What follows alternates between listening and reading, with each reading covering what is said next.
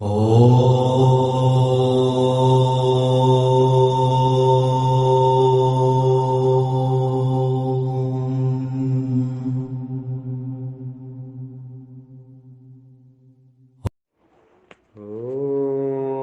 भूर्भुवः स्वः तत्सवितुर्वरेण्यं भर्गो देवस्य धीमहि धियो यो नः प्रचोदयात्।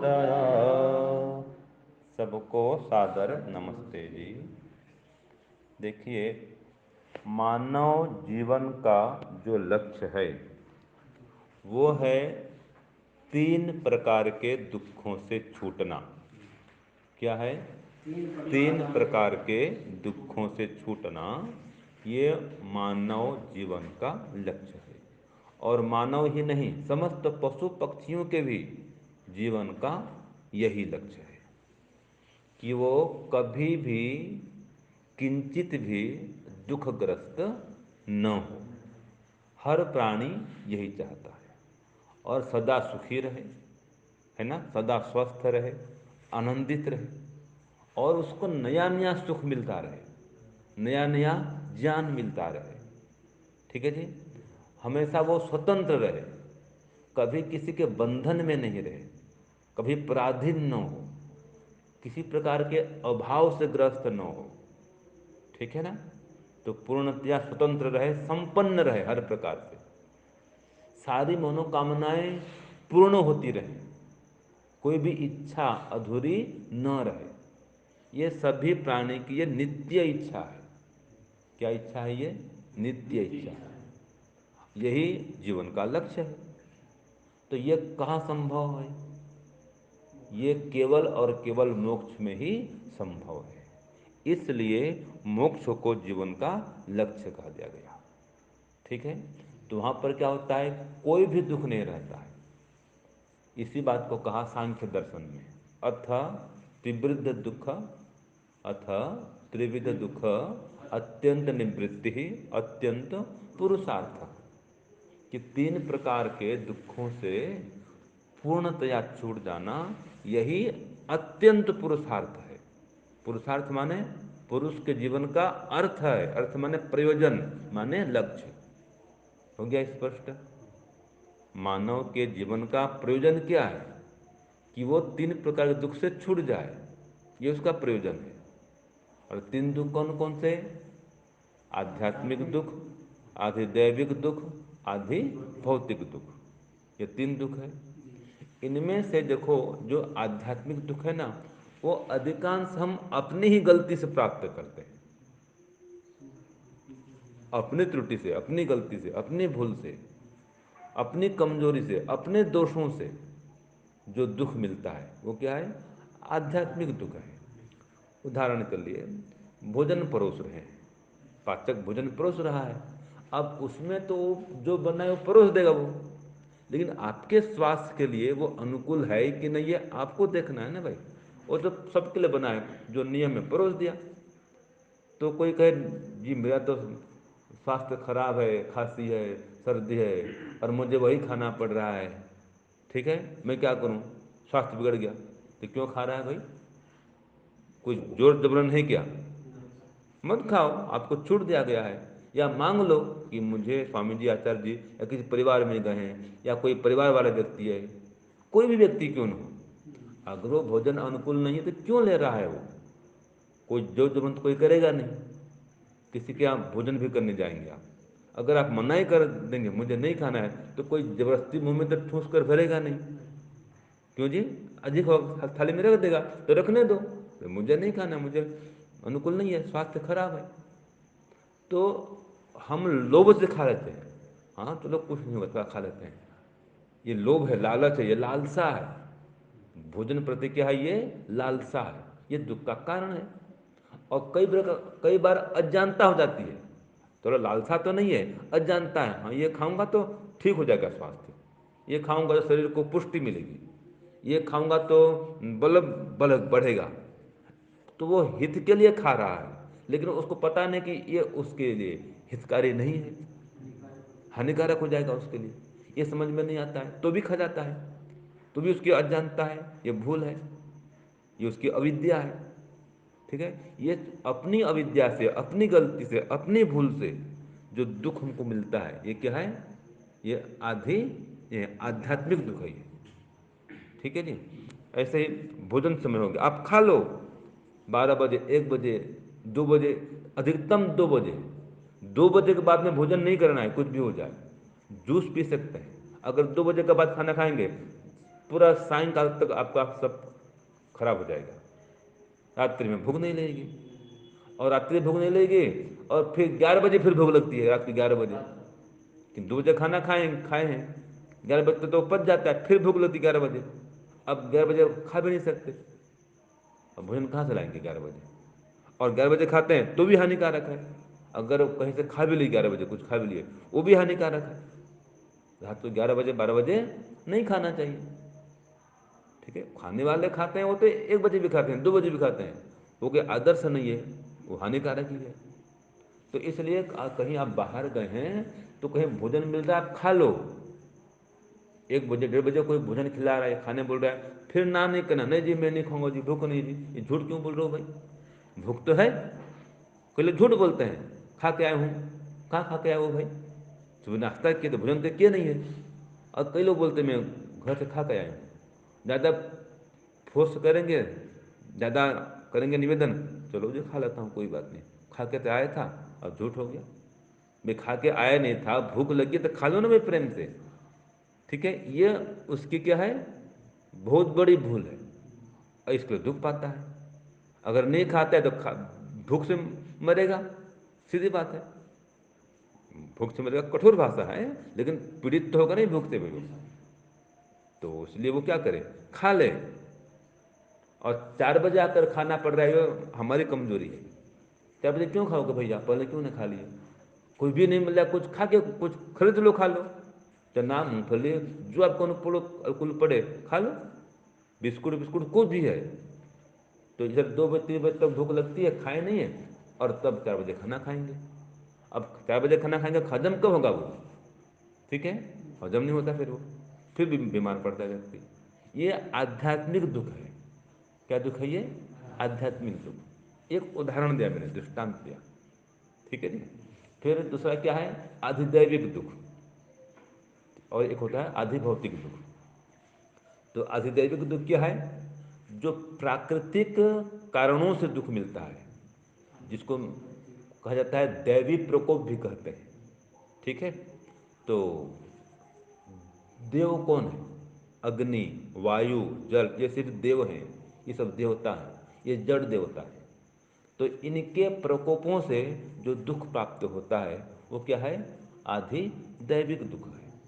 अतिवृष्टि है, ठीक है, अति बरसात, अति गर्मी अर्थात अति उष्णता, ठीक है, अतिशय ठंड है, अति शीत की अवस्था, इसमें दुख बढ़ जाता है। ये क्या है? आधि दैविक दुख है। बाढ़ आ जाए, भूकंप आ जाए, ज्वालामुखी फुट फट जाए, ये सब क्या है जी? आधि दैविक दुख है। इसमें हमारा कोई दोष नहीं होता, ये तो प्राकृतिक कारणों से दुख आता है। ठीक है ना? ये क्या है? आधि दैविक दुख। तीसरा दुख क्या है? आधि भौतिक दुख। वो दूसरे प्राणियों के अन्याय से या उनके कारण से हमें जो दुख प्राप्त हुआ, इसको बोलते हैं आधि भौतिक दुख। रोड में चल रहे हैं, रास्ते में जा रहे हैं, साइड में जा रहे हैं, इतने में कोई बाइक वाला आया, ठीक है, आप देख रहे हैं भाई बाइक आ रहा है, कोई मोटरसाइकिल है या स्कूटी है, कुछ भी, आप साइड दे दिए, और साइड दे दिए, साइड दे दिया, पीछे हो गए, अब आपने सोचा वो चला जाएगा। अब आप साइड में किनारे हो गए हैं, ठीक है, और आकर और नीचे फिर वो कांटा आदि है, कांटा है या कोई गड्ढा है, कुछ है, अब नीचे जा नहीं सकते हैं, ठीक है जी, या कोई झाड़ी है, इतने में उसका हैंडल घूम गया गाड़ी का, और आकर ठोकर लगा दिया वो भी ब्रेक मारते मारते, अथवा ब्रेक फेल हो गया, बैलेंस बिगड़ गया और ठोकर लगा दिया। आप इधर झाड़ी में गिर गए या गड्ढे में गिर गए, अब चोट लग गई या हाथ पैर टूट गया। तो ये गलती किसकी है? उसकी है। ठीक है, ये क्या है, आधि भौतिक दुख। उसने गलती की, उसकी गलती से आपको दुख हुआ, ये क्या है जी, आधि भौतिक दुख। तो ये तीन प्रकार का दुख लगा ही रहता है, आधि भौतिक दुख, आधि दैविक दुख, आधि आध्यात्मिक दुख। तो आध्यात्मिक दुख से तो अगर हम सजग सावधान रहे तो बहुत सीमा तक बच सकते हैं, एक सीमा तक हम बच सकते हैं आध्यात्मिक दुख से, अगर स्वयं सजग सावधान और संयम से रहे तो, ठीक है जी। लेकिन जो अधिदैविक दुख है इससे तो बचना कठिन है। अब भूकंप आ जाए क्या करेंगे, सो रहे हैं भूकंप आ गया अब तो मरेंगे, या हाथ पैर टूटेगा, जो भी नुकसान होगा, ठीक है। जैसे अभी वो लोग वहाँ गए थे, कहीं कहीं भी गए मान लीजिए, नदी पार कर रहे हैं या नाव पर चल रहे हैं, तो ठीक था उस समय, माहौल ठीक था। अब नदी के बीच में एकदम तेज प्रवाह बढ़ गया और इतने में चलते चलते चलते ही बाढ़ आ गई। कई बार ऐसा होता है, कोई ठिकाना नहीं बाढ़ का। अब बाढ़ के आने से बस भर गया पानी नाव में, अब लोग डूब रहे हैं, तड़प रहे हैं, वो हो रहे हैं, वो हो रहे हैं। ये दुख क्या है, ये अधिदैविक दुख है, ठीक है ना जी।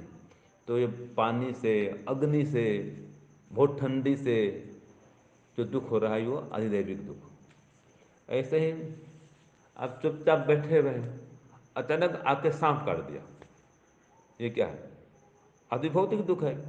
आज सुबह में ध्यान में बैठा था, फिर जब थक गया तो थोड़ा पैर को फैला दिया और फिर दीवार का सहारा लेके बैठ गया, ठीक है, जब पैर को लंबा कर दिया और जब कर रहा हूँ इतने में कोई कीड़ा नीचे कहता गया, कीड़ा है, कीड़ा था या मधुमक्खी टाइप का, और काट रहा है। मैं देखा क्या काट रहा है ये, अब कपड़ा हटाया देखा तो कीड़ा है भाई, मधुमक्खी टाइप का, तो कुछ जलन हुआ। अब मैं तो बैठ कर ध्यान कर रहा हूँ, वो आके काटना शुरू कर दिया, ठीक है जी। जबकि मैं तो पहले ठीक ठाक था, पहले भी ठीक था, पता नहीं किससे कहाँ से आ गया वो, ठीक है जी। ये क्या है, आधि भौतिक दुख है। तो इन तीनों दुखों से बचना, छूट जाना, यही जीवन का लक्ष्य है। और जब तक संसार में है ये कोई ना कोई दुख तो लगा ही रहेगा, इन दुखों से सर्वथा आप बच नहीं सकते। ये तीन प्रकार का दुख से बचें, इसको हटाएं, यही जीवन का लक्ष्य है, यही मोक्ष है। ये हटते दुख हटते फिर सुख ही सुख है। ईश्वर को कोई ये दुख लगता है नहीं है, हमेशा वो आनंद में रहता है, कोई कमी नहीं, कोई त्रुटि नहीं करता, कोई भूल नहीं करता, ठीक है जी। फिर एक और होता है कि लोग क्या कहते हैं या मेरे विषय में क्या सोचते हैं, मेरी निंदा चुगली क्यों करते हैं, तो लोग क्या कहते हैं इसको भी सोच के दुखी होते रहता है। भाई तू तो भला चंगा है, बढ़िया है, ठीक काम कर रहा है, वो तो कोई ना कोई कुछ तो कहेगा ही। तो लोग क्या कहते हैं ये भी सोच सोच के व्यक्ति दुखी होता है, जबकि आप सबके मुंह को बंद नहीं कर सकते, वो कुछ तो लोग कहेंगे। तो कौन क्या कहता है, क्या सोचता है, क्या बोलता है, वो मत देखो, ठीक है जी। और लोगों की ओर से तो आपको कष्ट बाधा तो होने ही वाला है, कष्ट तो होगा ही, बाधा आएगी उनसे। स्वामी दयानंद गोपाल में कितने, उनके पूरे जीवन में कितने दुख आए, कितना कष्ट उनको हुआ। लोगों ने जहर पिला दिया, उस उनके ऊपर सांप फेंक दिए, कोई तलवार से मारने आता था, ठीक है। उनके भक्तों के सामने उनको कितना अपशब्द कहा गया, उनके शिष्य मंडल बैठे हैं, अपशब्द कहा गया, फिर उससे फर्क नहीं पड़ा, तलवार से मारने को उद्यत हो गया, राजा है बताओ, तो भी उन्होंने सहन किया, भले तलवार तोड़ के फेंक दिया कोई बात नहीं, और उनके उन पर हाथ नहीं उठाए, ठीक है जी। तो कितने लोगों ने किया, कितने प्रकार से उनको अपमानित किया, तो भी सब सहन किए ना भाई। तो संसार में तो ऐसा ही है, दूसरों को देख कर चलेंगे तो आप कभी सुखी नहीं रह पाएंगे। लोग तो अपमानित करेंगे, कुछ न कुछ बोलेंगे, कुछ न कुछ कहेंगे, उल्टा पुल्टा व्यवहार भी करेंगे।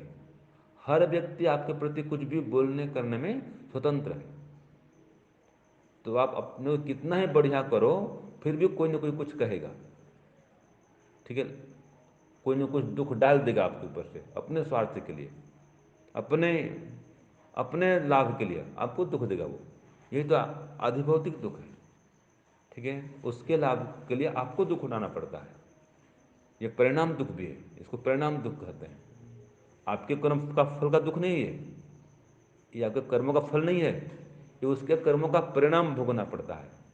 तो संसार में ये भी होता है, परिणाम दुख भी होता है, ताप दुख भी होता है, संस्कार दुख भी होता है, गुणवृत्ति विरोध दुख भी होता है। ये 4 प्रकार दुख ये भी लगा होता है संसार में। ठीक है। कोई दुख अंदर का होता है, कोई दुख बाहर का होता है।